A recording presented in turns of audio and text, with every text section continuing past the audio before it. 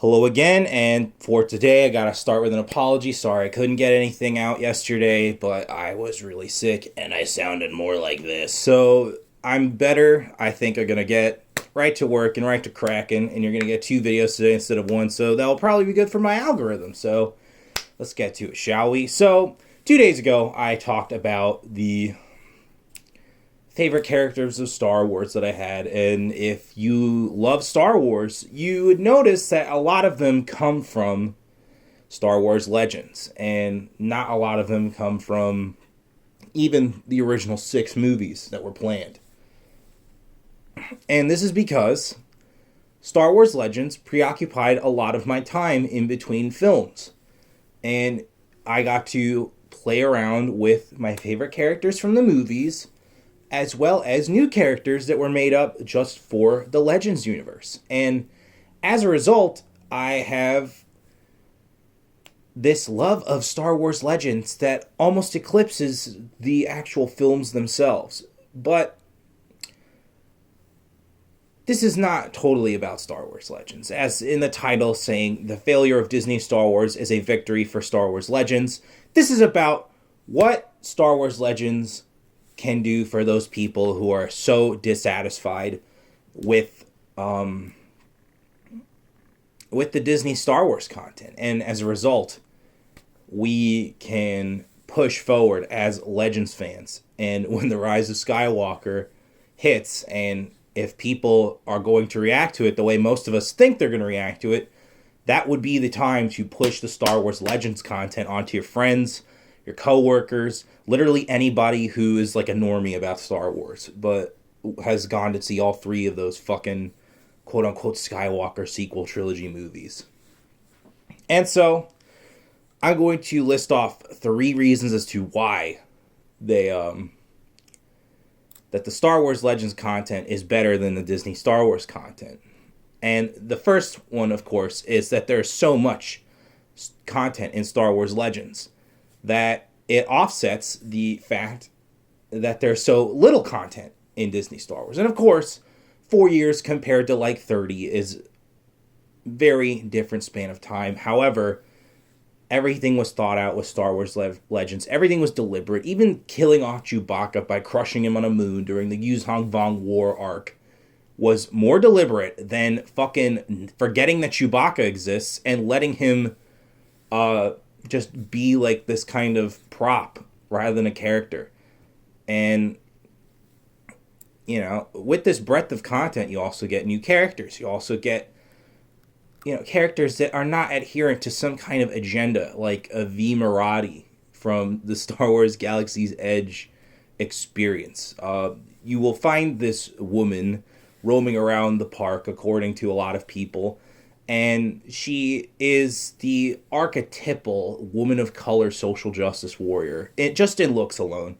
I don't really know about the character. I haven't really read much. But when I saw her, I was just like, this is pandering to a whole nother level. This is there for the Twitter reaction, so people go, oh my god, there's a black woman on the side of Galaxy's Edge, and she's not just some park employee, she's a fucking character. Oh my god, this makes me so happy for black women. And it's just like, bro, you are cringe. Stop with the cringe.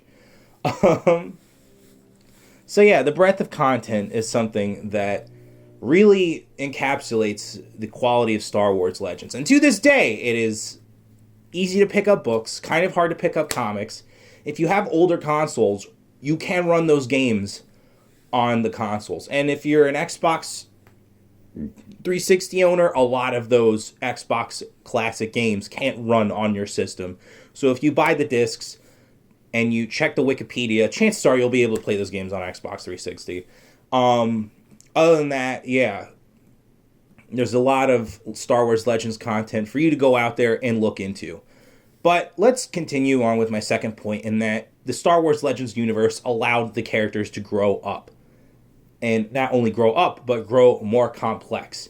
You know, Luke has this dynamic with a woman named Mara Jade. Mara Jade was the hand of the Emperor.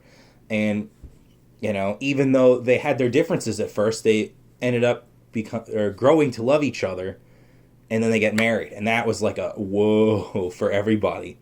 And it seemed very natural that not only Luke Skywalker would fall in love with a woman who also shares abilities in the Force, but that Luke would get married in the first place, you know? It's like, oh shit, this girl I kind of liked is actually my sister? Well, there goes my chances. And speaking of his sister, Han and Leia were able to get married and have multiple children, and not just one, who seems like Kylo Ren, of course, was born out of wedlock, just from the tone of The Force Awakens. And as a result, you know, these characters were able to mature with us as we grew older. And specifically in The Force Awakens, when you see Han and Leia reunite for the first time on screen, it felt like such a we are going back to episode 4 Han and Leia dynamic. Or sorry, not Han and Leia dynamic, but Han and Leia characters in their, you know, what should be a more fully realized dynamic. And it's because they were not together at the start of the fucking movie. Because we're going to get to the third point. And the third point is that Star Wars Legends is the antithesis to Disney. And the reason this is because Disney and Lucasfilm actively tried to do the reverse of anything that Star Wars Legends did. And this is pretty much the case when Leland Shee himself confirmed that, yeah, the reason why we kind of threw out Star Wars Legends is because we didn't want Chewbacca to be dead. We wanted him back. And you see this through all the characters. You know, Luke Skywalker isn't this heroic grand master of the Jedi Order. He is this sad, lonely man who thinks he's failed everyone, living on a planet where no one can find him. You know, Han Solo isn't this great general of the New Republic who has a wife, has a family, and they all have their complexities and stuff. Han Solo has reverted, like he had a fucking midlife crisis, back to being a smuggler.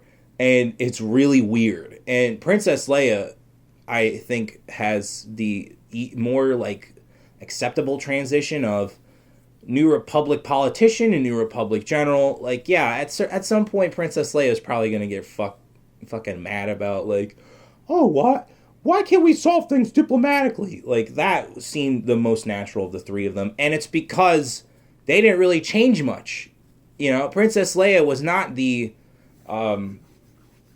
Supreme Chancellor of the New Republic or whatever the title was. It was Mon Mothma. And Princess Leia was just kind of in there making sure that things didn't fall apart like it did for her mom in the prequels.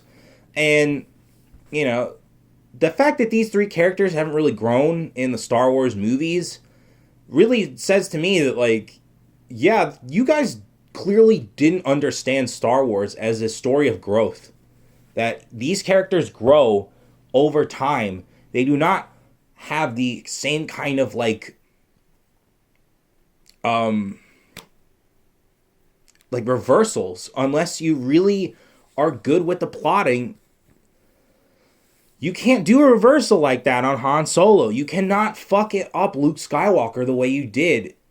And as a result, this is the universe we have now with Star Wars Legends. We have the complete opposite of the Disney Star Wars universe. And so if you wanted to know what Luke Skywalker would do if he was given a new Jedi Order to run, then go look at the new Jedi Order books, because so many of them are amazing. You know, Han Solo at Star's End, I believe, is the title, where he stops Leia from getting married to some diplomat and says, no, I want to be committed. I want to stay with you forever. And they do. And it's really, really good. And, you know, Jaina Solo, one of the better Star Wars Legends characters, their daughter. And also Jason Solo, one of the better Star Wars Legends characters, their twin son to Jaina. And they also had a third, Anakin Solo, named after her grandfather, which is entirely logical because she wanted to continue the name in the family. Ben is not a family member, and she barely knew Obi-Wan Kenobi, so it makes no fucking sense, dude. Like, oh my god. Yeah, so for me, when it comes to Star Wars Legends, that is the true canon. That is the thing I respect, as this is the story of Star Wars. Even when I have to click on Wikipedia to switch over to Legends, I get a little mad about it, because it's like, yeah, the fact that you call this Disney shit canon is kind of insulting to all of us people who did sink a lot of time into it, like Lethal Lightning and RK Outpost, Ryan Cannell. And, at this point, it's like, what are you going to do? We're going to sit down, or some of us are going to sit down and watch The Rise of Skywalker, have a good laugh. Some of us are going to be like, wow, it's over and it sucked. And there are going to be people like me who are just rubbing their hands together, seeing like, hey, how can I turn this into a win for us? But that being said, this is the end of this kind of short commentary. I didn't think I really had a lot going for it. However, we were able to stretch this out into something nice, something meaty for the runtime. And, if you are new to Star Wars and on this side, on the Legends side, then I would suggest going into Legends, starting with some of your favorite characters and reading the articles. And then if you can find it in, a half-price bookstore or Barnes & Noble or eBay, get those stories, man. Those stories are Star Wars. They are more Star Wars than anything Disney will put out in the future, and that includes The Mandalorian. The Mandalorian is taking the same kind of concepts that helped create the first Star Wars movie and make a TV show out of it.